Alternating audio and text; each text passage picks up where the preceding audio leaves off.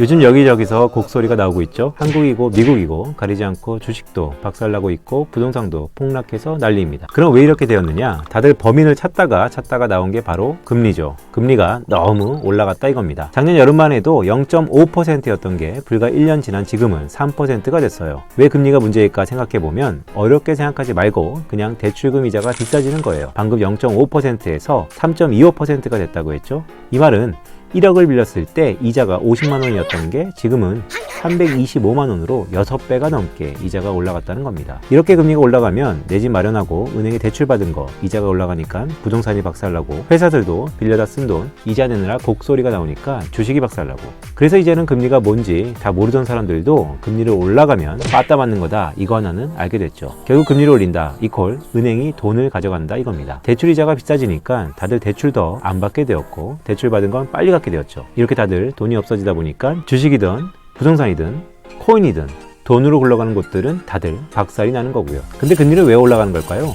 한국은행이 금리를 올렸으니까?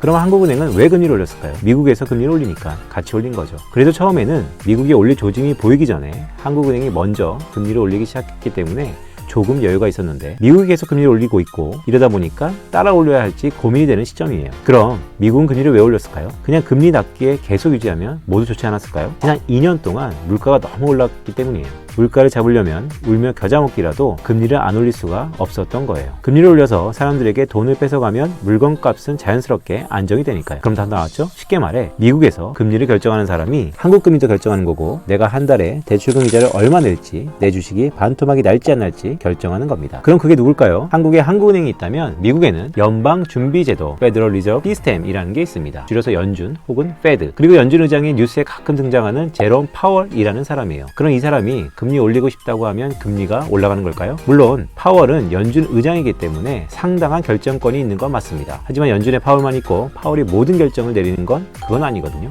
먼저 알아둬야 할 건 미국의 금리는 아무 때나 바꾸는 게 아니라 정해진 날짜가 있다는 겁니다. 1년에 8번, 그러니까 한 달 반마다 금리를 바꾸게 되어 있어요. 이날을 FOMC라고 하는 겁니다. 뉴스에서 들어보신 적 있죠? 이 FOMC에 연준 의장을 포함해서 총 12명의 연준 위원들이 참가해서 금리를 올릴지 내릴지를 결정하게 됩니다. 그럼 우리가 갚아야 할 이자를 결정하는 이 12명의 사람들은 어떻게 정해지는 걸까요? 일단 12명 중에서 7명은 연준의 이사들입니다. 이 이사 7명은 정부가 정하는데요. 근데 그냥 대통령이 너 연준 이사 하라고 시킨다고 바로 되는 건 아니고요. 대통령이 먼저 이사를 정하면 이걸 국회에서 상원이 승인을 해줘야 돼요. 그래서 가령 대통령은 민주당인데 상원은 공화당이다. 이러면 서로 간의 줄다리기가 장난이 아니죠. 어떤 사람은 공화당 픽일 수 있고 어떤 사람은 민주당 픽일 수 있거든요. 이렇기 때문에 연준이사들은 단순한 공무원이라기보다는 발탁되는 순간의 정치 상황에 성향에 따라가는 그런 사람들이라고 할 수 있어요. 그러면 7명은 이렇게 정한다 치고 나머지 5명은 어떻게 정해지느냐? 연준에는 12개의 지역 연준이 있습니다. 각 지역 연준에도 그 지역을 담당하는 총재들이 있는데요. 그냥 쉽게 은행장들의 대빵이라고 생각하시면 됩니다. 이 사람들은 당연히 민간 전문가들이고요. 이 중에서 뉴욕 지역 은행장은 고정으로 FOMC에 들어갑니다. 나머지 11개 지역에서 4명이 돌아가면서 FOMC에 참석하게 되는데요. 버스턴, 필라델피아, 리치몬드 셋 중에서 한 사람, 클리브랜드, 시카고 둘 중에서 한 사람, 애틀란타, 세인트루이스, 댈러스 셋 중에서 한 사람, 미니애폴리스, 캔자스시티, 샌프란시스코 셋 중에서 한 사람, 이렇게 4구역으로 나눠서 한 명씩 1년마다 번갈아 가면서 FOMC에 은행장들이 들어가는 거예요. 이 사람들은 은행에서 직접 돈이 돌아가는 걸 보는 사람들이기 때문에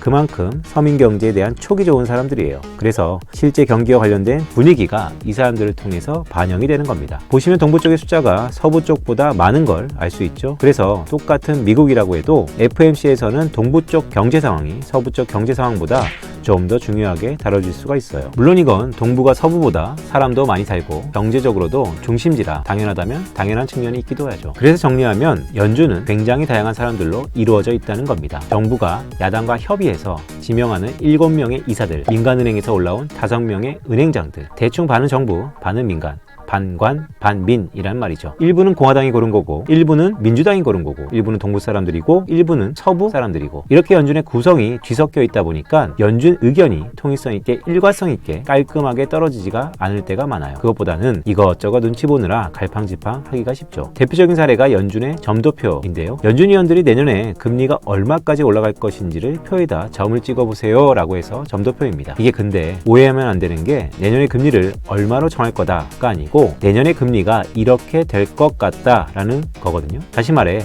예고가 아니라 예상이라는 거예요. 연준 위원들도 그냥 시청자 입장에서 팝콘 먹으면서 내년에는 이렇게 될 것 같은데 라고 점을 찍어보는 겁니다. 근데 내년에 실제로 금리를 결정하는 사람들이 이 사람들이잖아요.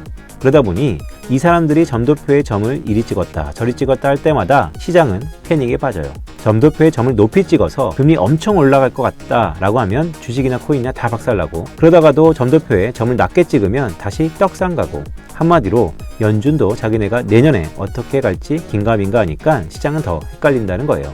아무튼 이렇게 연준은 대통령의 눈치도 봐야 하고, 여당 눈치도 봐야 하고, 야당 눈치도 봐야 하고, 월가 눈치도 봐야 하고, 은행들, 개미들, 일반 시민들 눈치도 봐야 하고, 부동산 시장, 주식시장, 노동시장도 봐야 하고, 그러다 보니까 바깥에 있는 사람들 입장에서는 연준이 어디로 갈지 예측하기가 쉽지 않고, 연준도 연준이 어디로 갈지 모르는 일이 많아요.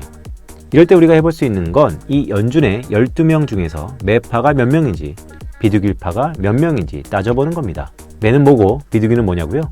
일반적으로 매는 고통스러워도 금리 올려서 물가 잡자는 쪽이고, 비둘기는 금리 내려서 돈 풀자라는 쪽입니다. 좋은 게 좋은 거죠. 학교 선생님들 중에서도 빠따 많이 치는 선생님들 있죠. 생전 몬둥이 안 드는 선생님들도 있잖아요.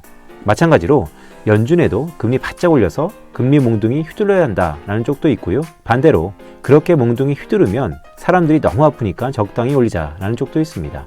그럼 지금 매파가 몇 명이고 비둘기가 몇 명인지를 알면 자동으로 앞으로 미국 금리가 어떻게 될지 알 수 있겠죠? 그러면 내 계좌도 어떻게 관리해야 할지 각이 나오는 거고요.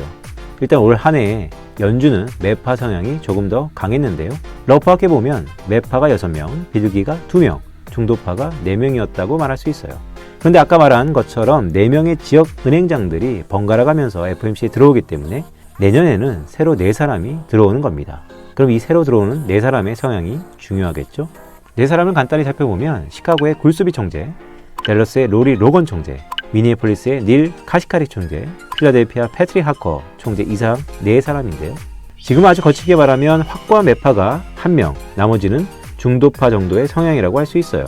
그러면 비둘기는 안 들어오니까 전체적으로 보면 매파적인 거 아니야? 라고 말할 수 있는데, 한 번 더 생각해 봐야 할 건 빠지는 사람들 성향도 봐야 한다는 거죠.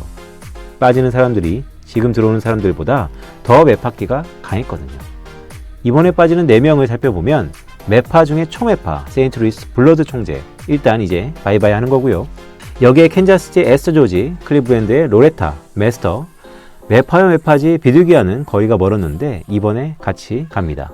그나마 중도에 가까웠던 보스턴의 수전 콜린스도 같이 나가는데요. 이렇게 보면 거칠게 매파 3명 중도 1명이 나가고 매 1명 중도 3명이 들어오는 거라고 정리할 수 있거든요.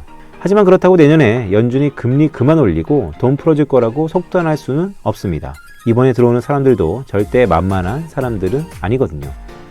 다만 올 한 해 전 세계 매파 전성시대로 만든 요 4명보다는 낫다는 거죠. 올해 위원들이 시장이 죽든 말든 목을 졸라서 그렇지 내년에는 이 사람들도 물가가 안 잡힌다 싶으면 언제든지 매파로 변할 수 있는 사람들이 오는 거예요. 이렇게 놓고 보면 내년은 어떻게 될 거다? 아마도 금리는 올해만큼 급격하게 올라가진 않겠지만 내년에도 어느 정도 높게 유지할 거고, 그만큼 은행에서 걷어가는 돈도 많을 거라고 예상할 수 있는 거죠. 물론 예상은 예상일 뿐입니다. 경제라는 건 변수가 워낙 많아서 1년은 고사하고 한 달 뒤에도 어떻게 될지 모르죠. 하지만 결국 경제도 사람이 하는 일이고 사람의 성향은 생각보다 잘 안 바뀝니다. 매였던 사람이 비둘기가 된다든지 비둘기였던 사람이 매가 된다든지 하는 일은 아예 없지는 않지만 그렇게 또 흔한 일은 아니에요. 이상으로 연준의 구조와 내년 전망에 대해 알아보았는데요. 결국 연준의 구조를 알면 연준의 행보도 미리 예측할 수가 있다는 겁니다. 영상을 마치면서 보니 내년 역시 올해만큼은 아니더라도 팍팍한 한 해가 될 것 같은데요. 이 영상을 시청해주신 여러분들도 다음 1년 몸조심 하시길 바랍니다. 다음 영상에서 다시 찾아뵙도록 하겠습니다. 계속 도전하는 빈센트였습니다.